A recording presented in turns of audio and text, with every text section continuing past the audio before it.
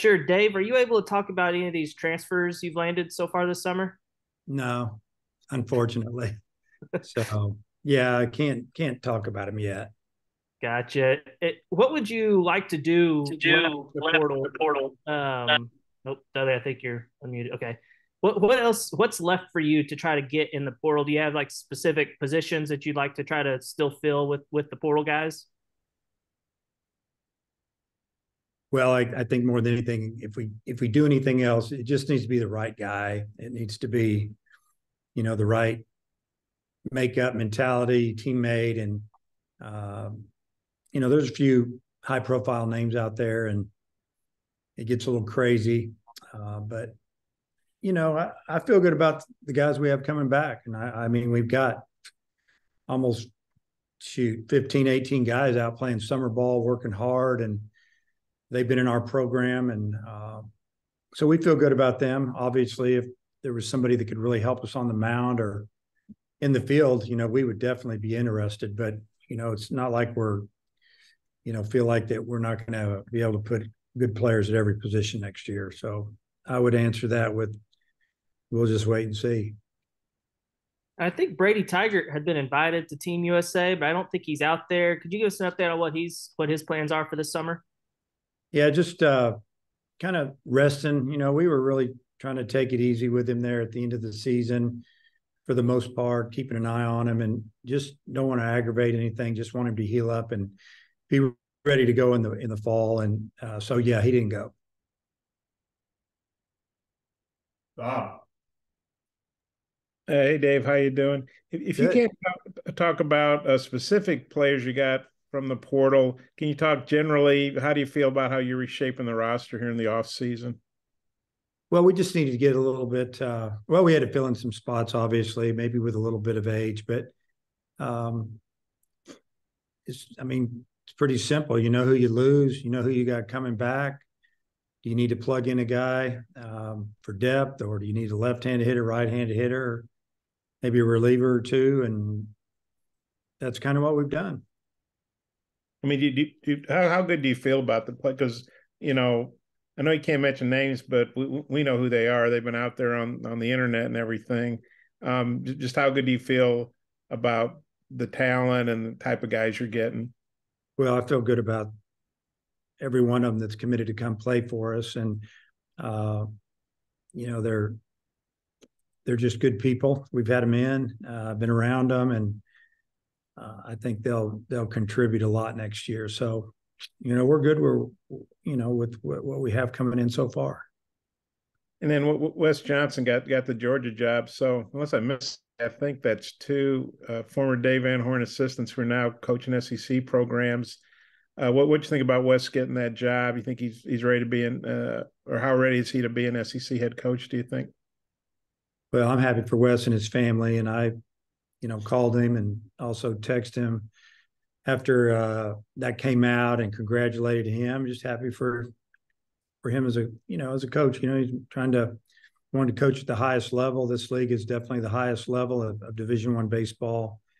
Uh, just and do I think he's ready? I mean, yeah, I think he's ready. I think as a head coach, you just got to make sure you get the right people around you and you feel comfortable with your staff, and he knows what he's doing, so he'll be fine. Well, yeah. What do you think about having him and Tony now in the league? And then you've got a pretty good tree, whether it was former players like Will Bolt or former assistants like those guys. And I guess how much pride do you take in there? Just what do you think about? People talk about coaching trees for. I mean, you got to be pretty good to have a coaching tree. I would think. Well, obviously, those guys did a great job when they were here, and they've gone off and done a great job where they're at. They were good before I hired them, and to see them, you know, become head coaches in the Southeastern Conference, it's I'm excited for them, happy for them, and I talk to Tony a lot. Maybe people don't believe that, but we talk all the time. Talked to him yesterday, so happy for those guys. That's what they wanted to do when they came here. I told them if they'd come here and work hard, that I'd help them do whatever they wanted to do. And they're just it's good seeing them. Don't like competing against them, but proud of them and happy for them. Wesley's obviously an Arkansas guy, not just a Razorback guy, but he's from the state and everything. What do you think he brings to the table for Georgia? Well, I think he brings a lot of experience at this level. Obviously, he got to, be in the big leagues for a while and decided to step away from that. He didn't get run out of there. He decided he wanted to get back to this, to this type of job. And I don't know. I just think that he's ready to go. Okay, I might have a few more, but I'll turn back to Oliver. Thanks, Dave.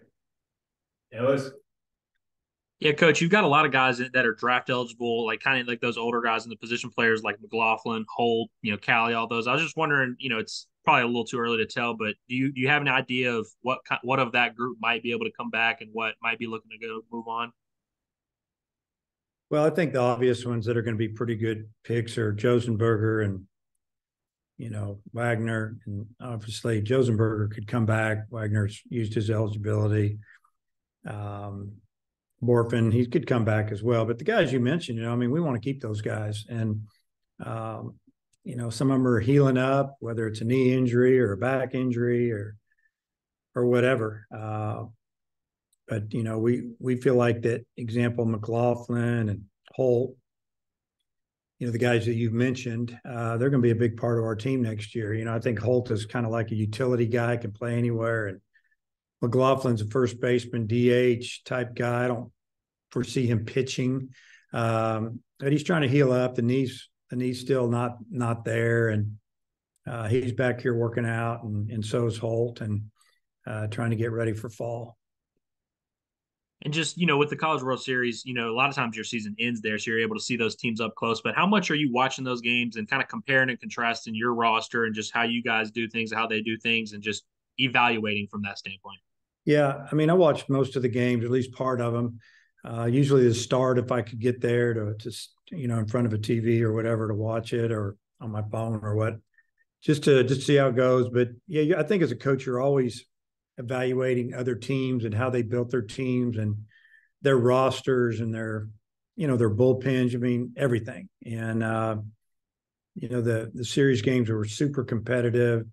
Obviously, the wind blew in probably 7 out of the 10 days up there, and games were real low scoring, not very many home runs. And then the wind shifted out of the northwest and west pretty much the last 3 days, and the ball was flying. It's interesting how that ballpark plays. It did a 360. It's all about the wind. If there's no wind or wind's blowing out, the ball really travels up there in June. If it's blowing in, you have to really hit it or hit it down the lines. And but it was a great series to watch. A lot of good teams. Mason? Yeah, Coach, I was curious if you could just update us on the status of guys like Cody Frank, Peyton Stovall coming back from injuries. Just how are they doing?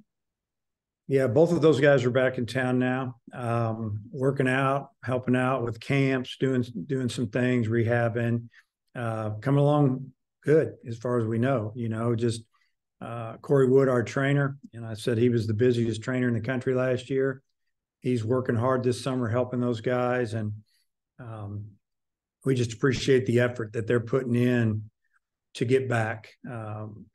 So it's that's really about all I can give you right now, because we're not out obviously throwing the ball yet and those type of things. They're not, and they're just working on their bodies and staying in shape and working on a little mobility. So we're going to do everything we can to get those guys back 100%.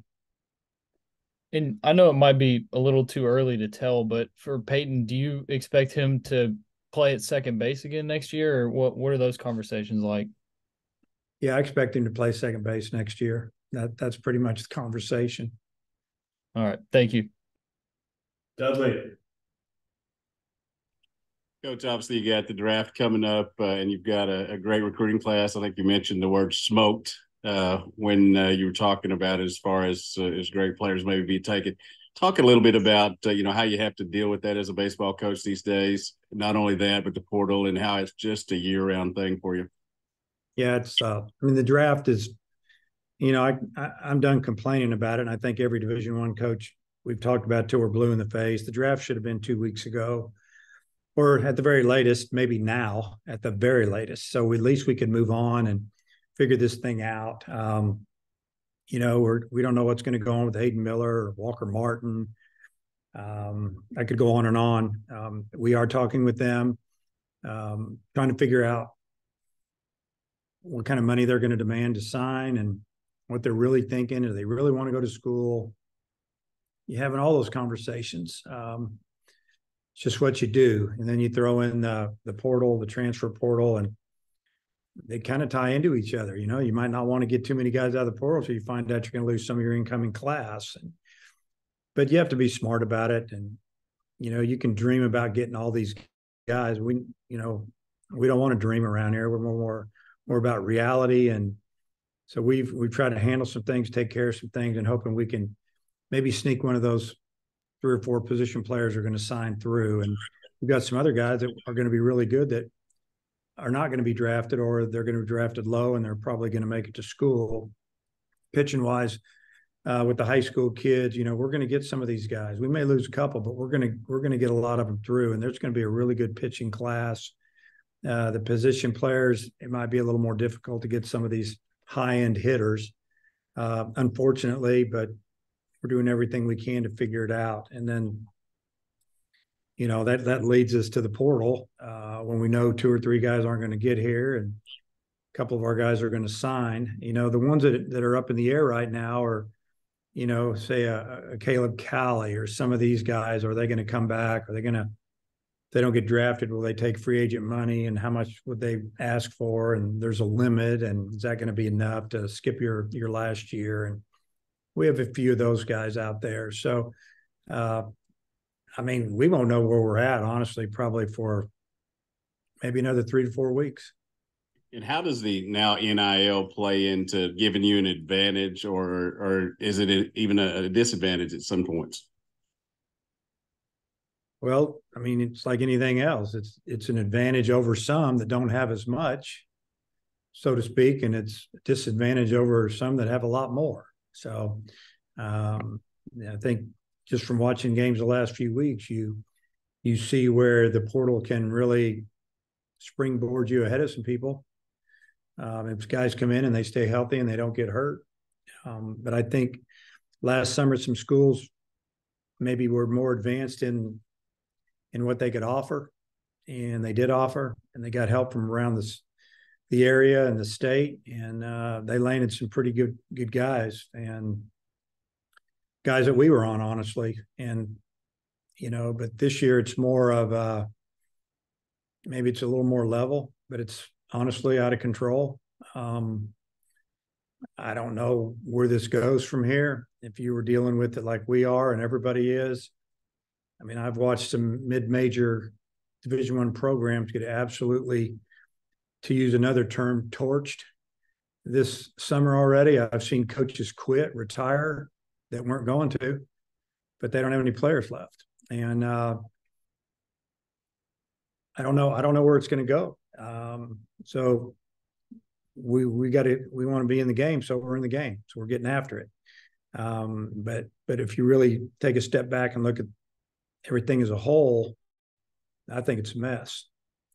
And it's I don't know. We'll see where it ends up. But right now we're recruiting hard and trying to keep our guys that we signed, just keep them, get them here. And then the guys in the portal, just waiting on a few things. But we feel good where we're at. Come back around, Hutch. Dave, I heard Hunter Holland do an interview a couple of weeks ago saying that he was seriously considering coming back. Would you expect him to be coming back? And does the surgery that he had have a play a factor into that at all? Well, if that's what he said, I would love to have him back. Let's just leave it at that. I figure someone's going to sign him, but I would love to have Hunter back. And what's the timeline like for Dylan Carter? I know it was really late in the year when he had his Tommy John. Is there any path to him pitching in 2024, or is it probably looking like 25? Well, I don't think anybody can outwork him, and he's tough as can be. And I think if he does pitch, it would be late in the season, but we'll just try to evaluate that, as best we can through late fall, January. The issue is you got to turn in a roster, but they've raised the number on the roster to 40 instead of 35. We used to have turn in a roster of 35, so now we can go to 40 unless that changes because things change, and so it really just be up to how he feels. And you mentioned Caleb Cowley a couple of times. He had a really good year, especially after the slow start. I mean, are you surprised a little bit that you're talking about him maybe coming back next year? Or usually a guy like that, gets drafted pretty decent? Well, you never know what they're thinking. Pro people look at a third baseman, and there's he had a good year here, but you think about third basemen that are in the big leagues or what they do. They're hitting 35, 45 home runs a year, and sometimes they're 6'7". I mean, you never know, but I think he had a really good year. I don't feel like that he's going to just take anything. He does want to play pro ball, but I just talked to him yesterday, and it's not all about signing. He's not going to sign for a little bit, so to speak. He's got to feel good about it. It's got to be a path, If you kind of have an idea if an organization just signing you to fill a spot or whatever, they need to show you the way a little bit. And pro, so I think there's always that possibility. All right, Bob, want to close this out? I'm sure. My pleasure. Dave, if you're saying you think Payton's going to play second, I assume that you feel like his throwing shoulder will be okay. Is that, or what would you say on that? Yeah, I do. I feel like it'll be fine. Just kind of the way it turned out. They got in there, looked at it, fixed it. It's things I've heard. I know he's going to work extremely hard to get back, and I feel good about it. I've seen that injury with the pitcher, a little more difficult with the position player. You can use different arm slots, and he's got all those arm slots, and I think he's going to be just fine. And would you anticipate Peyton Holt being back? And if he's back with the way he finished, I assume you don't want him in the lineup. Where would he play if he's back, and if the other Peyton is at second? Well, I think he can play anywhere. Like I said earlier, I think he's a utility guy. He showed that you get him some at bats, he can hit, and he's tough. He brings a little athleticism. He had some injuries last year. Just about time looked like he might get in the lineup a lot. He hurt his hamstring, obviously. The back thing, and just got to keep him healthy. And he's working on that this summer to limber up a little bit. He's extremely strong, and it's not all about strength with him. It's already there. It's more about flexibility. So I think he'll be battling to play and get in the lineup a lot. And I don't know. That's what you want. You want guys that really want to get after it and play, and Holt's that guy.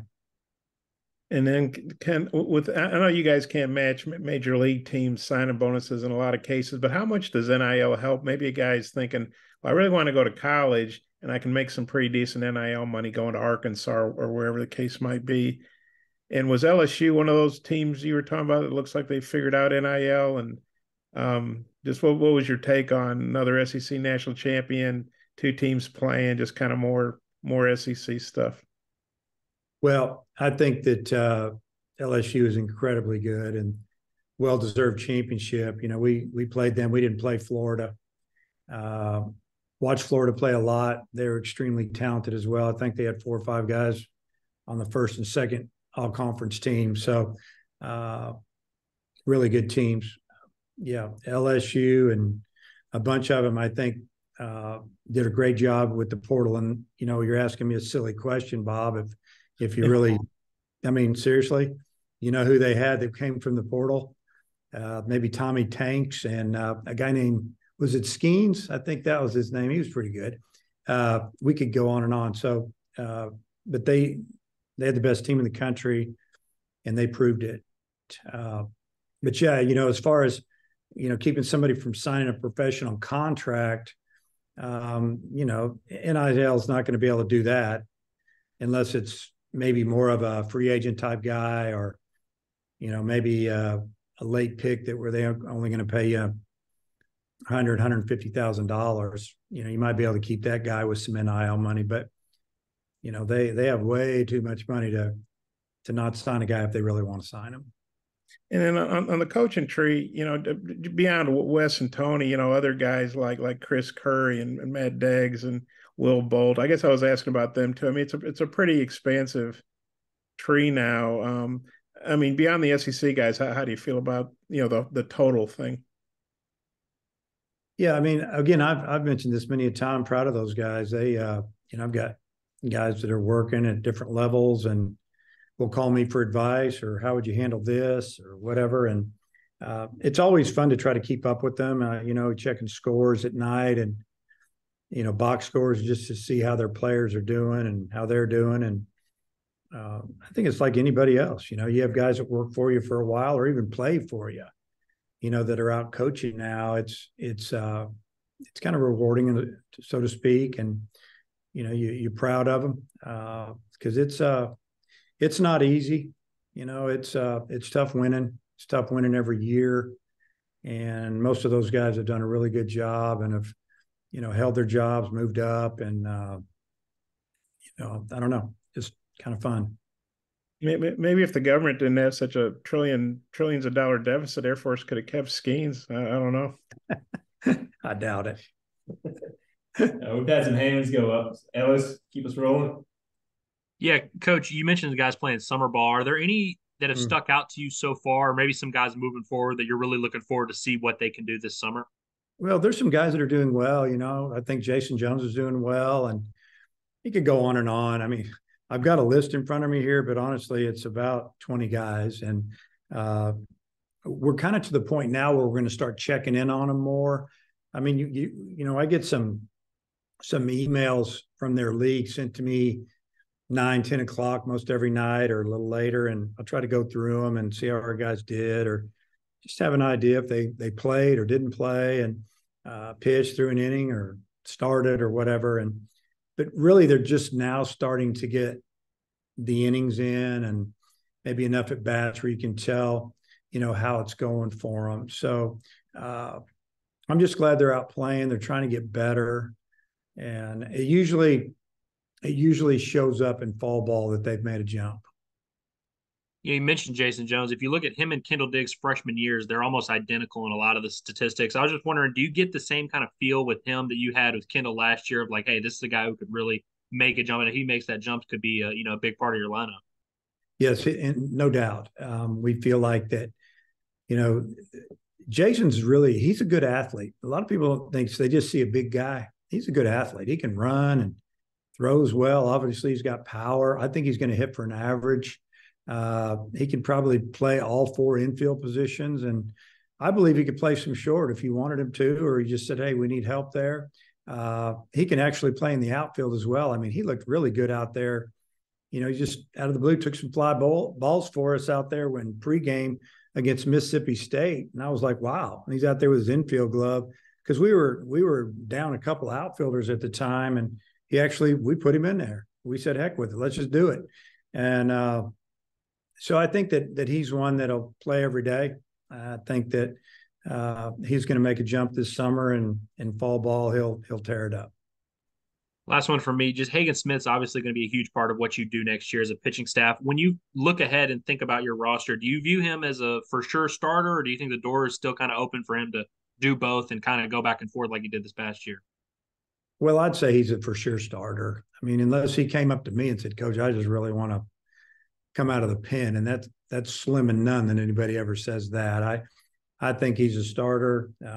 He's been through it. He's done everything: middle relief, close, start. He's still really young. I think he turns 20 in August, like August 18th or something.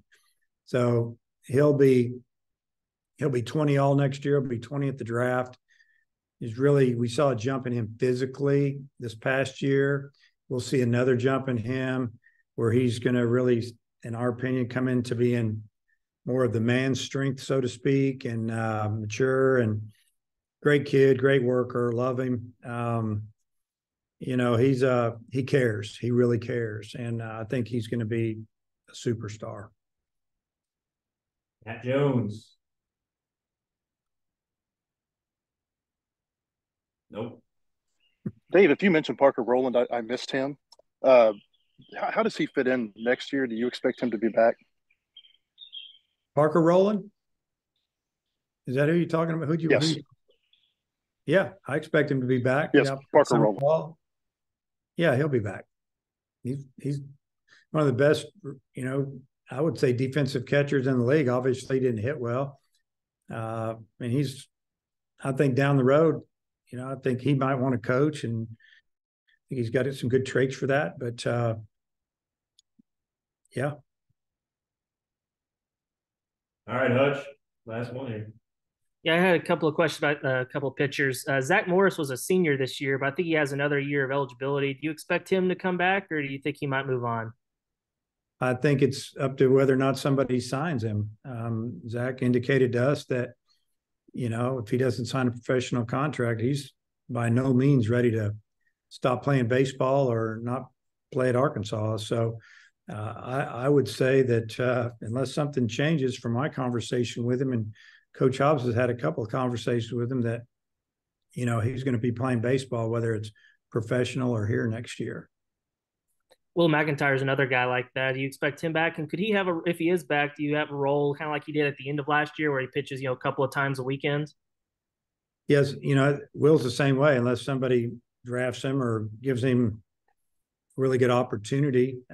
We feel like that, he'll be back. He's here working out and helping out with camps and just getting ready to see what's going to happen for him. And obviously we want him back. We'd love to have him back. And his role, I think that's the role he likes, first guy out of the pen, and it's the fifth. Let's see if he can go the distance, or you can close him. You kind of got to see when he only had to throw one inning, he can get the ball up there a little bit. But he pitched really well second half. We had a great season, and we wouldn't have had it without Will kicking it into gear. And, I think a lot of that was lost. And, the way it all went down at the end of the season, we had an incredible season. Went through a lot of adversity with injuries. We had great leadership from our older guys. They kept fighting. I thought the coaches did a great job. And, this is the fifth year in a row that we get to design a ring for these guys. And it's pretty special. SEC championship is really hard to get. And, we want to take one more step. Obviously, our goal is to win a national championship. And if we can get all the pieces to come back, we're gonna do everything we can to get one here in the next year or two. And the last one I got, Brady Tigert, what he showed you at the end of last year as a starter, is that give you enough confidence that he's going to be a starter for you next year? 100%. Stuff's really good. Just got to get him in really good shape and get him healthy, where he feels great all the time, where he knows he feels great, and he can just go out and pitch. I think you saw a lot different demeanor pitcher this last, 5 or 6 weeks of the season, where we were pitching him, 30 pitches here, 30 there, 40, kind of moved him up. You didn't see a guy that was all crazy out there and just trying to throw the ball 95, 96 and a bunch of breaking balls. You saw him pitch. He threw his fastball, he threw a two-seamer, a four-seamer, a changeup, and obviously the breaking pitch. And he showed everyone, I feel like, at least in our dugout, that he deserves every opportunity to be a conference starter next year. And I think 100% he's got what it takes. Just got to get him right. All right, Coach. Appreciate the time. Okay. Thank you, guys.